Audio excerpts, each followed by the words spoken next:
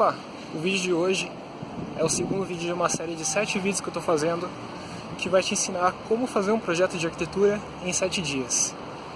E se você está tendo então dificuldades de se organizar, de planejar, de pensar o projeto de uma maneira estratégica, fique ligado que esse vídeo vai te ajudar. Então, partiu?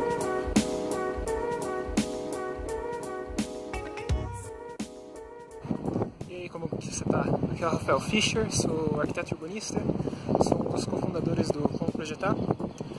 E nesse vídeo de hoje, então, eu queria falar para você sobre a organização do projeto, como você faz para se organizar para conseguir resolver um projeto de arquitetura no tempo tão curto como é o que a gente está trabalhando aqui em 7 dias. Então imagina só, você tem um piloto de avião, ele pega o avião e tem que chegar a um destino. Se ele pegar o avião e sair na louca, ele provavelmente vai ter muita dificuldade de chegar no destino, e ele na realidade só vai ter uma tentativa, uma chance, uma vez, uma possibilidade de chegar nesse destino, porque ele tem um combustível limitado, e se ele errar o caminho, se ele não souber para onde ele está indo, o combustível vai acabar e o avião vai cair. E na arquitetura, quando a gente está lidando com um prazo tão curto quanto de uma semana, que é o nosso aqui, nesse caso, é mais ou menos a mesma coisa, a gente está mais ou menos na mesma situação. A gente pode começar a fazer um projeto na louca, começar a desenvolver plantas, pensar em alternativas e tudo mais, mas se a gente não tiver uma organização, se a gente não pensar o projeto de uma maneira estratégica, a gente não vai conseguir chegar no destino, a gente vai ficar tentando, dando voltas, tentando achar soluções que não necessariamente vão ser as melhores, e assim a gente vai ter dificuldades de conseguir entregar, de chegar no destino final, que no caso seria entregar esse projeto num prazo tão curto. Então é fundamental se organizar, assim como o piloto é fundamental ele ter um mapa, ele ter um plano de voo, saber onde que ele está indo e tudo mais. Pra gente, como arquiteto, é fundamental que a gente se organize, que a gente pense o desenvolvimento do projeto de uma maneira estratégica. E é sobre isso que a gente vai falar hoje. Eu vou te dar 7 estratégias, 7 passos que você pode seguir para conseguir fazer o teu projeto de arquitetura de uma maneira mais estratégica, organizar ele de uma maneira mais inteligente e mais estratégica. Bom, primeiro a gente vai falar sobre a análise dos dados que a gente recolheu no primeiro dia, né? No primeiro dia eu falei da pesquisa arquitetônica ontem, né? Então, de nada adianta você ter vários dados se você não souber como utilizá-los. Depois a gente vai falar sobre como definir o problema do projeto que você vai resolver, ou os problemas principais, para resolver o projeto de uma maneira correta. Em seguida, falar um pouco de como identificar... tem uma mosca louca aqui. Como identificar as potencialidades do projeto. Também como identificar oportunidades de projeto. Como sintetizar todos esses dados, todas as informações que você obter a respeito do projeto, para poder utilizá-las de uma maneira mais simples e fácil e direta, sem ter que ficar perdido no meio de tantas informações. Também eu vou falar sobre a importância de se preparar todos os materiais, preparar todos os recursos que você vai utilizar para fazer o projeto. E finalmente, como organizar um cronograma, a importância de organizar um cronograma para conseguir executar e realizar o projeto num tempo hábil. Lembra que no primeiro dia a gente fez uma análise de dados? Pois bem, só ter aqueles dados não é o bastante para você começar a fazer um projeto. Você precisa interpretar aqueles dados. Então imagina só se você estivesse doente, estivesse aqui no médico, estivesse com tosse, por exemplo. Você chega no médico e fala que está com tosse. Se o médico não analisar, não fizer um exame, não fizer um diagnóstico da tua doença, ele vai simplesmente te dar um remédio para curar a tosse, quando na realidade a tosse pode ser só um sintoma de uma doença mais grave que você está tendo. Então na realidade ele não vai resolver teu problema, ele não vai solucionar o que está causando aquela tosse. Você vai se sentir melhor porque tua tosse vai estar curada, mas na realidade tua doença não vai estar curada e você pode sofrer mais ainda mais pra frente. Então por isso que eu falo que na arquitetura é bem semelhante o que acontece.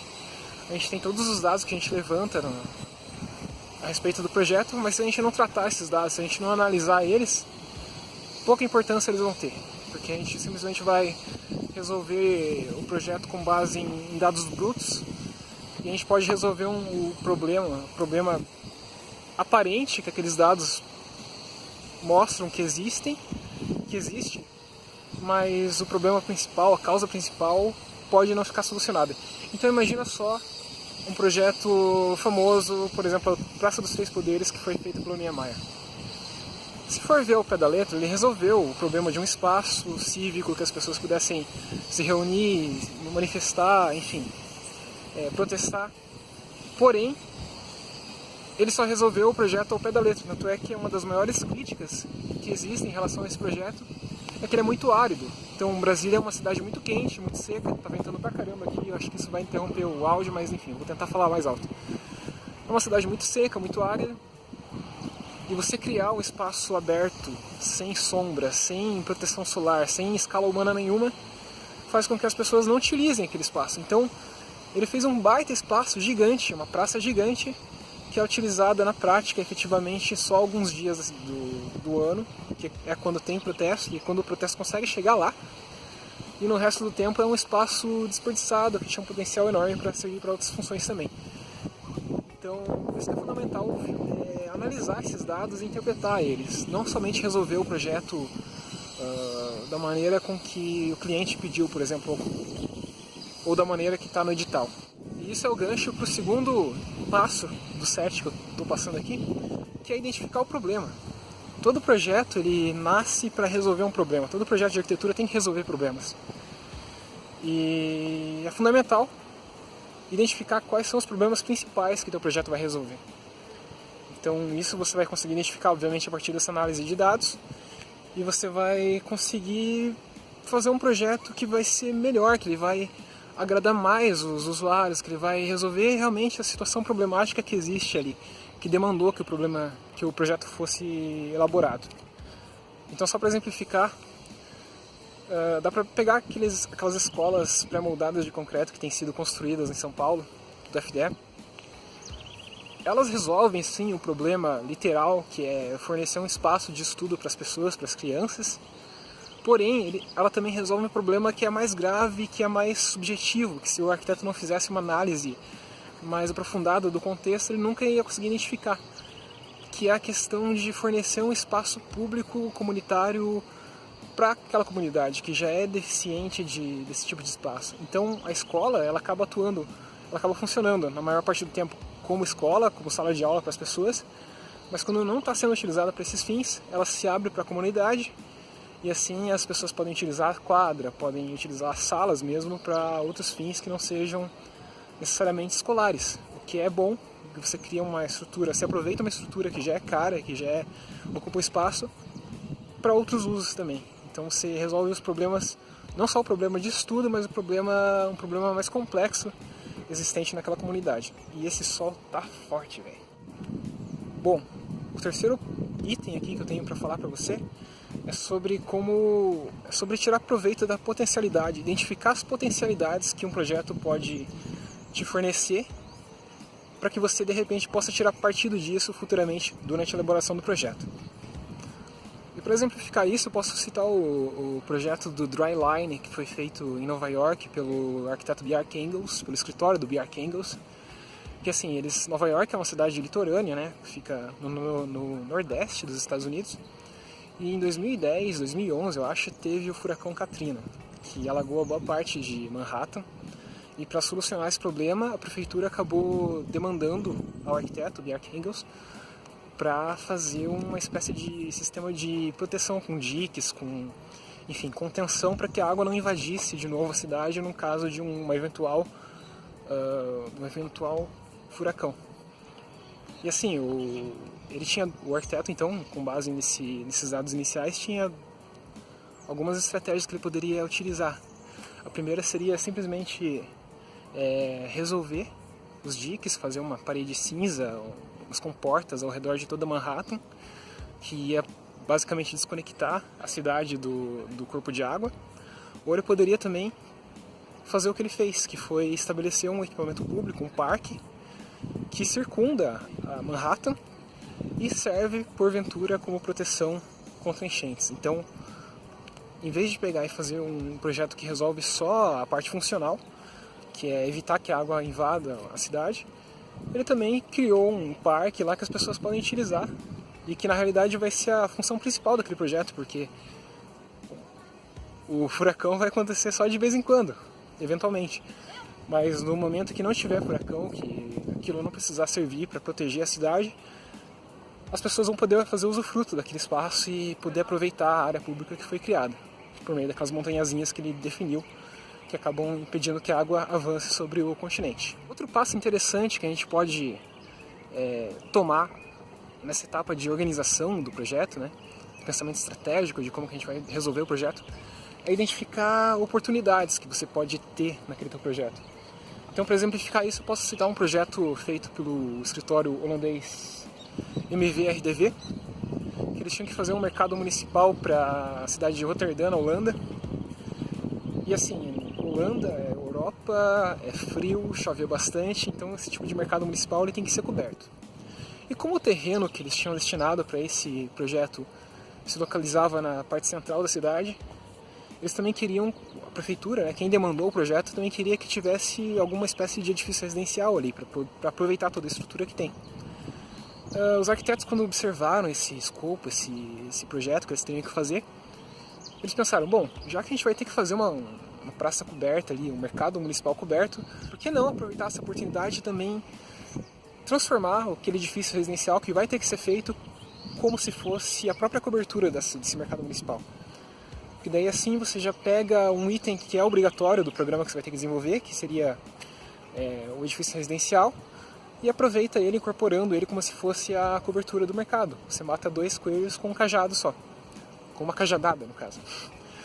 E foi isso que eles fizeram, eles tiraram partido dessa oportunidade que eles identificaram logo no começo, e assim eles chegaram num projeto bastante interessante. Mas assim, de nada adianta você analisar os dados, identificar os problemas, identificar potencialidades, oportunidades de projetos se você não sintetizar essas informações, essas descobertas que você teve.